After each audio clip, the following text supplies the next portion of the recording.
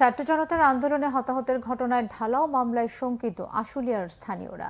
যাচাই বাছাই ছাড়া মামলা করায় আসামির তালিকায় নাম উঠে এসেছে স্থানীয় বিএনপির হেভিওয়েট নেতাদেরও।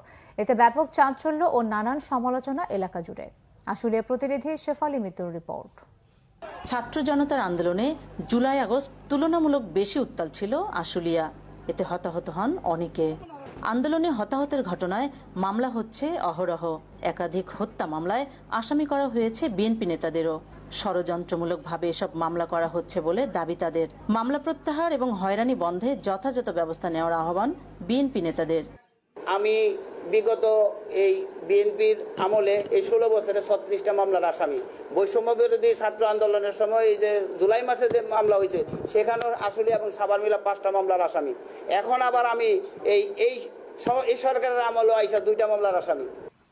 বৈষম্য বিরোধী আন্দোলনে অংশ নিয়েও আসামি হয়েছেন কেউ কেউ।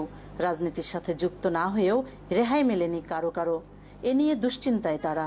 ঢালাও মামলায় বিব্রত নিহতের স্বজন সহ এলাকাবাসী। উত্তাসে অনেক নাম দিয়ে দিছে। আমরা খবরে দেখে তখন আমার বড় ছেলেকে আমি বলছি, বাবা দেখো এটা করছে। আসে ওটা করে আবার আমরা নতুন করে মামলা দিয়ে আসলাম। আমি বৈষম্য বিরোধী ছাত্র আন্দোলনের সক্রিয় ছিলাম উত্তরাতে আজমপুরে, কিন্তু আমার নামে সেই ঘটনায় একই দিনের অবস্থায় মামলা হয়েছে আশুলিয়া থানায়। এটা অত্যন্ত দুঃখজনক। একে একে 2টা মামলা আমার নামে হয়েছে। আমি আর তীব্র প্রতিবাদ জানাই। আমার ফ্যামিলি খুব দুশ্চিন্তায় আছে। আমি তো কোনো রাজনীতি করি না, রাজনীতির সমালোচনা চাই না। আমার নামে কেন কেস হলো? 5 আগস্ট শেখ হাসিনার সরকার পতনের পর প্রথম দিকে ঢালাও মামলা হওয়ার কথা স্বীকার করে পুলিশ বলছে এখন আর তা হচ্ছে না। মামলাগুলো বিজ্ঞ আদালতে মামলা করেছেন। আমার থানায় মামলা নেওয়ার জন্য বলছেন, যে ওসিকে নির্দেশ দিয়েছেন মামলা এফআইআর হিসেবে নেওয়ার জন্য। তবে এফআইআর হিসেবে বাদী যেহেতু মামলা দিয়েছেন, ওই মামলা তো আমরা কিছু করতে পারবো না। তবে তদন্ত করে যাতে নির্দোষী মানুষ হয়রানি না হয় সেই ব্যবস্থা করব।